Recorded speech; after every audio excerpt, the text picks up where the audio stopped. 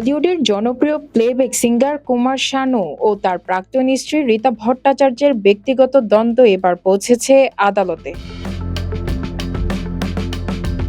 সম্প্রতি কুমার শানুর করা মানহানির মামলার বিষয়ে মুখ খুলেছেন রীতা। তিনি জানান, গায়কের পক্ষ থেকে পাঠানো আইনি নোটিশে তার কাছে 50 কোটি টাকা ক্ষতিপূরণ দাবি করা হয়েছে, যা তাকে বিস্মিত করেছে। রীতা বলেন, তিনি বুঝতেই পারছেন না কিভাবে শানু ভেবেছেন যে তার কাছে এত বিপুল অর্থ আছে।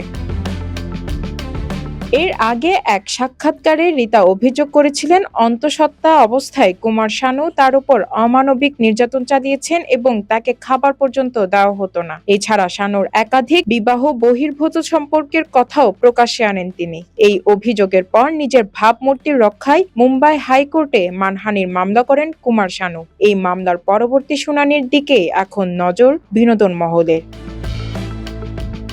Desk report, news today.